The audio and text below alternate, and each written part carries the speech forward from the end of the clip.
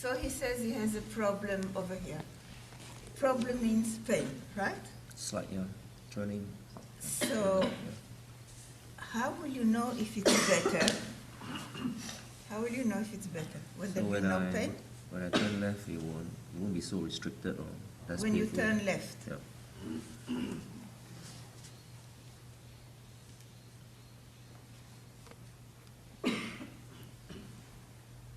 Bend your elbow a little.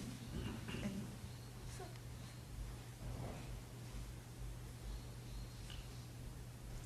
And here, just to recuperate all the principles or all the ideas which guide me when I do things like this.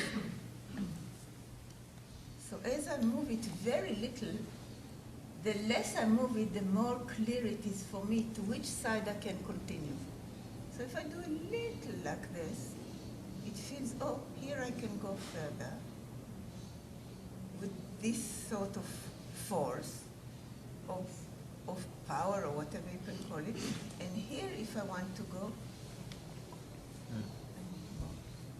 so I go and investigate. All I do is, as Liora said, investigate like if it was a toy. You like that, huh?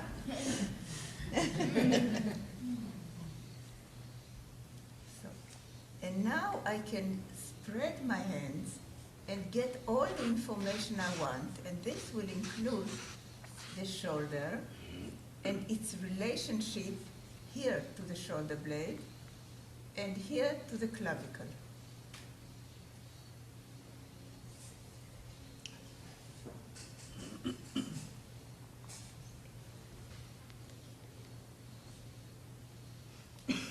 And all this is very easy for me. It's as if it's oiled there. I can do so many movements, but if I want to enlarge the circle, it's not so easy. So here, I do it, you know, like the old gramophone players, as you go, you make it bigger and bigger. And I say, oh, that's interesting. Here I can go forever. All that with the same power or strength or whatever. But when I want to go forward, it doesn't go forward. I can do it if I pushed. But then, okay, to which direction shall I go? And then I start investigating the directions. I can go this way. That's easy. I can go that way. It's not easy. Don't help me. It's not easy. It's less easy, let's say. There, also it's not so easy.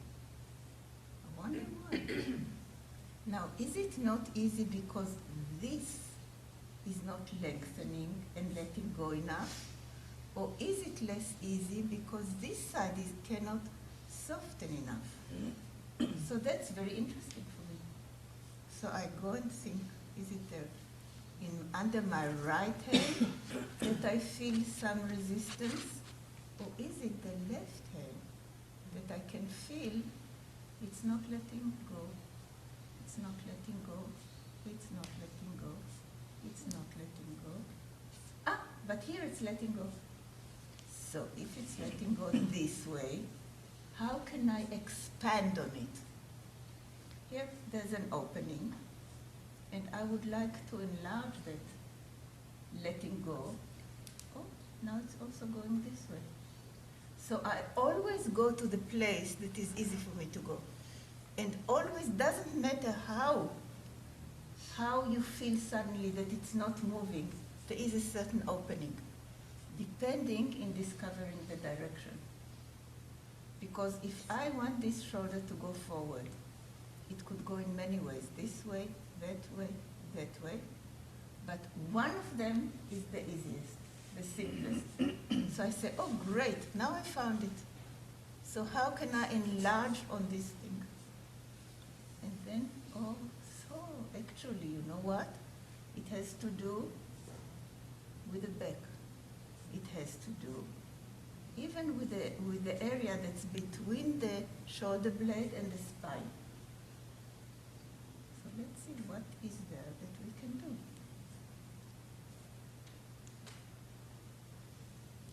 And now suddenly I investigated, but he was investigating with me. And that's why he let go. And that's the whole beauty of this thing, is that there's nothing I do alone. Everything I do, it's actually the two of us together. And usually a person cannot do everything by themselves. It's much better. Because as they do it, they don't realize so quickly what's happening. But with the help of this FI that we all do,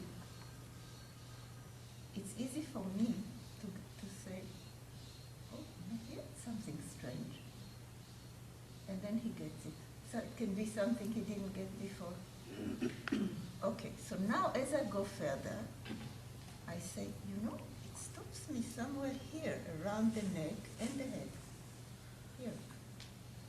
If this only would let go this way, it would be so much easier to move that shoulder. And again I say, is it because this side is not letting go under my left hand, or doesn't it open enough under my right hand? And I don't know.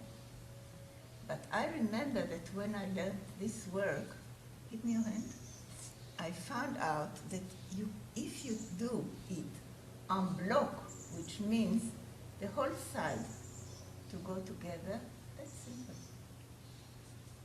I think you all must have done these movements. So here it's the chest, the shoulder, and the head going together. So as I do this, I put my hand on his shoulder blade, and he can sense. That's all we do. I want to sense, and then he's sensing. What's the shoulder blade doing when he does that? Oh, it's moving in the direction of the spine. No, not really. It's moving in the direction of the spine and the hip. That way. That's interesting. So let's see what's happening. Oh, and here is his head stiff, right? Yes. So when I put his hand on his head, I can get a view of the whole function of this thing. And I find that my right and left hands can go together, and they go together joined through his body. It's like when you drive a car, your two hands go together through the wheel. Well, here it is. There. My one hand tells the other how far to go.